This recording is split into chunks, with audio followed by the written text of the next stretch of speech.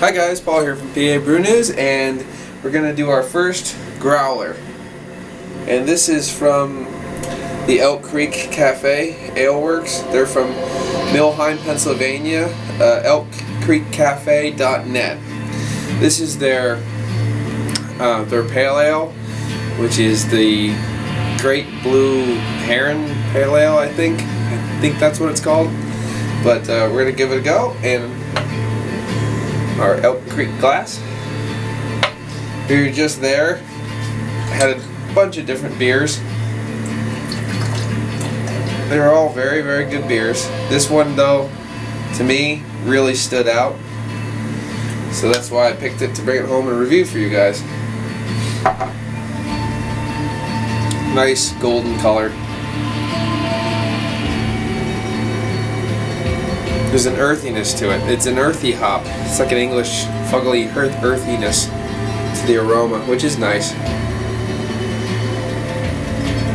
I get the smell of unburnt tobacco, which is really kind of interesting because it's a really pleasant smell.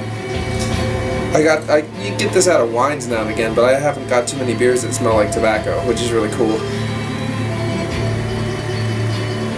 With a very light sweet malt in the back. So there you go, so you can see it. This is their label, Elk Creek Cafe. Cheers.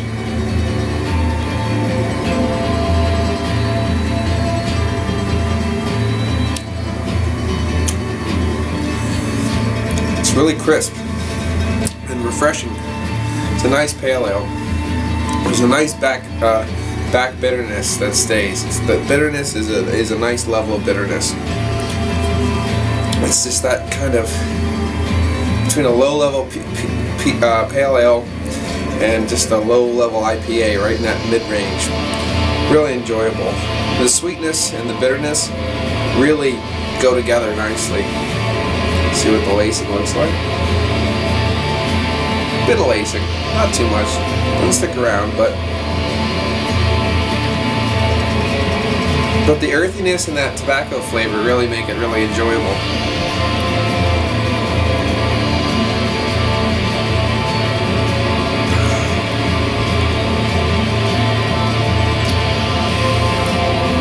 Yeah.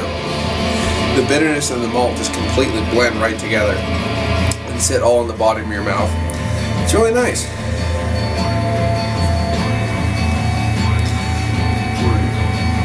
I'm going to give one more, and I'm going to give it a rating.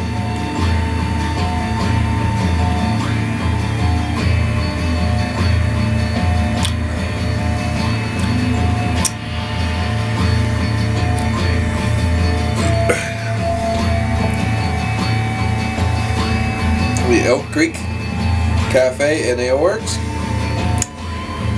Fresh, local. I'm going to give a beer review and the place review. This beer review, against a lot of other pale ales and stuff, it's very good. It's going to get an 8 out of 10. This is definitely a pale ale that you should try if you can get it in the area. We went to the Ale Works themselves. A lot of different beers on tap, which was very interesting to get to try. The food was absolutely phenomenal. I'd give it a 10 out of 10 for food. Really good place. And it was very spacious. You didn't feel cramped, even though when there was a lot of people in there, you still had a lot of room. A little noisy, but that happens with crowds. So all in all, the beer gets an 8 out of 10, and the brewery as a whole gets a 9 out of 10. Definitely go check it out. It's a little bit it's a little bit in the middle of nowhere, but it's not bad. It's pretty easy to get there. So if anybody can, definitely check it out. This has been Paul from PABrewNews, and I'll see you later. Cheers.